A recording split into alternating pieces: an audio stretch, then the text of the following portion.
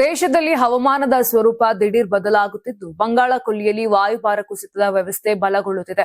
ಈ ಹಿನ್ನೆಲೆ ಹಲವು ರಾಜ್ಯಗಳಿಗೆ ಗುಡುಗು ಸಹಿತ ಭಾರಿ ಮಳೆಯ ಎಚ್ಚರಿಕೆ ನೀಡಲಾಗಿದೆ. ಕರ್ನಾಟಕಕ್ಕೂ ಮಳೆಯ ಅಲರ್ಟ್ ಜಾರಿಯಾಗಿದೆ. ಹವಾಮಾನ ಇಲಾಖೆ ಮಾಹಿತಿ ಪ್ರಕಾರ ಹೊರಾಸಿಯೋ ಚಂಡಮಾರುತದ ಅಬ್ಬರ ಹಿಂದೂ ಮಹಾಸಾಗರ ಪ್ರದೇಶದಲ್ಲಿ ಹೆಚ್ಚಳ ಕಂಡಿತ್ತು. ಇದರ ಪ್ರಭಾವದಿಂದ ಸಮುದ್ರದ ಮೇಲ್ಮೈ ವಾತಾವರಣದಲ್ಲಿ ಅಸ್ಥಿರತೆ ಉಂಟಾಗಿದೆ. ಚಂಡಮಾರುತವು ಸಮುದ್ರ ಮಟ್ಟದಿಂದ ಸುಮಾರು 5.8 ಕಿಲೋಮೀಟರ್ ಎತ್ತರದವರೆಗೆ ವಿಸ್ತರಿಸಿರುವುದಾಗಿ ಇಲಾಖೆ ತಿಳಿಸಿದೆ. ನೈಋತ್ಯ ಬಂಗಾಳ ಕೊಲ್ಲಿಯಲ್ಲಿ ಉಂಟಾದ ವಾಯುಭಾರ ಕುಸಿತದ ಪರಿಣಾಮ ರಾಜ್ಯದ ಹವಾಮಾನದಲ್ಲೂ ಬದಲಾವಣೆ ಕಂಡುಬಂದಿದೆ. ಕರಾವಳಿ ಜಿಲ್ಲೆಗಳಲ್ಲಿ ಮಳೆಯಾಗಿದ್ದು ಮುಂದಿನ ಗಂಟೆಗಳಲ್ಲಿ ರಾಜ್ಯದ ಕೆಲವೆಡೆ ಗುಡುಗು ಸಹಿತ ಭಾರಿ ಮಳೆಯ ಸಾಧ್ಯತೆ ಇದೆ ಎಂದು ಮುನ್ಸೂಚನೆ ನೀಡಲಾಗಿದೆ. ಕಲಬುರಗಿ, ವಿಜಯಪುರ, ಚಿಕ್ಕಮಗಳೂರು, ಕೊಪ್ಪಳ ಹಾಗೂ ಗದಗ ಜಿಲ್ಲೆಗಳಲ್ಲಿ ಮಳೆಯ ತೀವ್ರತೆ ಹೆಚ್ಚಾಗುವ ಸಾಧ್ಯತೆ ಇದೆ. ಕರಾವಳಿ ಭಾಗದ ದಕ್ಷಿಣ ಕನ್ನಡ ಹಾಗೂ ಉಡುಪಿ ಜಿಲ್ಲೆಗಳು, ದಕ್ಷಿಣ ಕರ್ನಾಟಕದ ಬೆಂಗಳೂರು ನಗರ, ಬೆಂಗಳೂರು ಗ್ರಾಮಾಂತರ ಮತ್ತು ಮೈಸೂರು ಜಿಲ್ಲೆಯ ಕೆಲ ಭಾಗಗಳಲ್ಲಿ ಸಾಧಾರಣದಿಂದ ಮಧ್ಯಮ ಮಳೆಯ ನಿರೀಕ್ಷೆ ಇದೆ.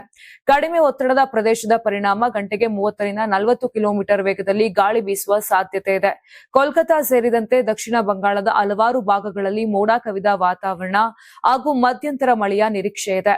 Karnataka TV leader awards 2025 best MLA nomination ಕರಾವಳಿ ಮತ್ತು ಮಧ್ಯ ಕರ್ನಾಟಕ ಟಿ ರಘುಮೂರ್ತಿ ಚಳ್ಳಕೆರೆ ಕ್ಷೇತ್ರ, ಚಂದ್ರಪ್ಪ ಹೊಳಲ್ಕೆರೆ ಕ್ಷೇತ್ರ, ಹರೀಶ್ ಪೂಂಜಾ ಬೆಳ್ತಂಗಡಿ ಕ್ಷೇತ್ರ, ಅಶೋಕ್ ರೈ ಪುತ್ತೂರು ಕ್ಷೇತ್ರ, ಗುರುರಾಜ್ ಗಂಟಿಹೋಳಿ ಬೈಂದೂರು ಕ್ಷೇತ್ರ, ಕೆಎಸ್ ಆನಂದ್ ಕಡೂರು ಕ್ಷೇತ್ರ, ಎಚ್ಡಿ ತಮ್ಮಯ್ಯ ಚಿಕ್ಕಮಗಳೂರು ಕ್ಷೇತ್ರ, ಯಶಪಾಲ್ ಸುವರ್ಣ ಉಡುಪಿ ಕ್ಷೇತ್ರ, ಬೇಳೂರು ಗೋಪಾಲಕೃಷ್ಣ ಸಾಗರ ಕ್ಷೇತ್ರ, ಚನ್ನಬಸಪ್ಪ ಚನ್ನಿ ಶಿವಮೊಗ್ಗ ನಗರ ಕ್ಷೇತ್ರ, ಬಸವರಾಜು ಶಿವಗಂಗಾ ಚನ್ನಗಿರಿ ಕ್ಷೇತ್ರ, ಸತೀಶ್ ಸೈಲ್ ಕಾರವಾರ ಕ್ಷೇತ್ರ.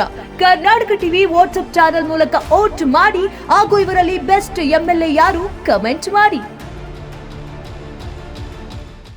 ನೀವು ಸಣ್ಣ ಆಗ್ಬೇಕಲ್ವಾ? ಅದು ಒಂದು ಉತ್ತಮ ಆಹಾರದಿಂದ ಸಣ್ಣ ಆಗ್ಬೇಕಲ್ವಾ? ಪ್ರತಿದಿನ ನಮ್ಮ ಜೀನಿ ಸ್ಲಿಮ್ ನ ಯೂಸ್ ಮಾಡಿ ಯಾವುದೇ ಸೈಡ್ ಎಫೆಕ್ಟ್ ಇಲ್ದಂಗೆ ನೀವು ಸಣ್ಣ ಆಗ್ತೀರಾ.